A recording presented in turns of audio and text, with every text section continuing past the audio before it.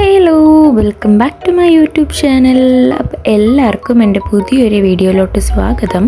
അപ്പോൾ ഞാൻ ഇന്നിവിടെ ബൂരിയാണ് ഉണ്ടാക്കാൻ പോകുന്നത്. അതിൻ്റെ റെസിപ്പി എങ്ങനെയാണെന്ന് നോക്കിയാലോ. അപ്പോൾ അതിന് വേണ്ടിയിട്ട് ഞാനിവിടെ ഗോതമ്പ് മാവും മൈദമാവും കൂടെ എടുത്തിട്ടുണ്ട്.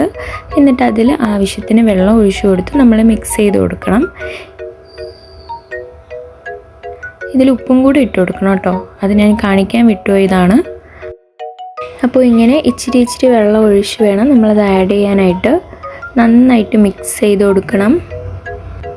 അപ്പോൾ ഞാനിവിടെ 1.5 കപ്പ് ഗോതമ്പ് മാവിന് 1.5 കപ്പ് മൈദ എന്നുള്ള റേഷ്യോയിലാണ് എടുത്തിരിക്കുന്നത്. അപ്പം നമ്മുടെ വീട്ടിൽ എത്ര പേരുണ്ട് അവർക്ക് ആവശ്യത്തിന് വേണ്ടിയിട്ട് നിങ്ങൾക്ക് എടുക്കാം. ഞാനിപ്പോൾ ഇത്രയാണ് എടുത്തിട്ടുള്ളത്. എന്നിട്ട് അതിനനുസരിച്ച് വെള്ളം ഒഴിച്ച് കൊടുക്കുമ്പോഴത്തേക്ക് നമുക്ക് മനസ്സിലാവും എത്ര കൺസിസ്റ്റൻസിയിൽ വേണമെന്ന്.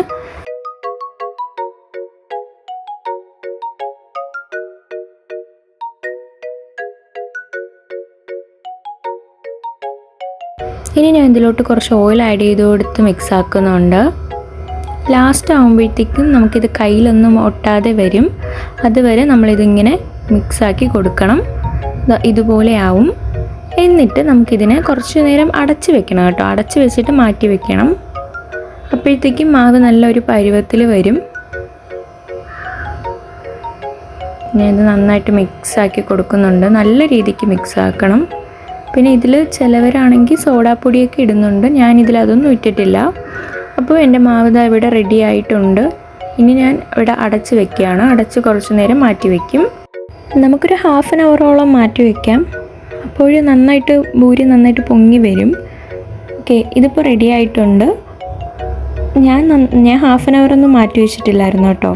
ഇനി നമുക്കിതുപോലെ ആക്കി പ്രസ്സിലോട്ട് വെച്ചിട്ട് ഇങ്ങനെ പരത്തിയെടുക്കാം.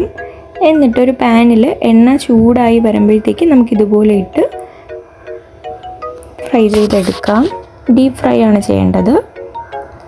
ഓക്കെ, അപ്പം നമുക്കിത് ഏത് കറിയുടെ കൂടെ വെച്ച് കഴിച്ചാലും നല്ല ടേസ്റ്റാണ്. അപ്പോൾ എല്ലാവരും ഇത് വീട്ടിൽ ട്രൈ ചെയ്ത് നോക്കാൻ മറക്കരുത്. എല്ലാവരും ട്രൈ ചെയ്ത് നോക്കുന്നൊരു സാധനമാണ്. എന്നാലും അറിയാത്തവരുണ്ടാവുമല്ലോ, അവർക്ക് വേണ്ടിയിട്ടാണ് ഞാൻ ഈ റെസിപ്പി ഇടുന്നത്. അപ്പം എല്ലാവരും വീട്ടിൽ ട്രൈ ചെയ്ത് നോക്കണം. എന്നിട്ട് എനിക്ക് ഫീഡ്ബാക്ക്സ് അറിയിക്കാൻ മറക്കരുത്. അപ്പോൾ എൻ്റെ പുതിയൊരു വീഡിയോയ്ക്ക് വേണ്ടിയിട്ട് എല്ലാവരും കാത്തിരുന്നോളൂ. അപ്പോൾ എൻ്റെ വീഡിയോസ് എല്ലാവർക്കും ഇഷ്ടപ്പെട്ടിട്ടുണ്ടെങ്കിൽ എന്നെ സബ്സ്ക്രൈബ് ചെയ്ത് സപ്പോർട്ട് ചെയ്യണം. Thank you.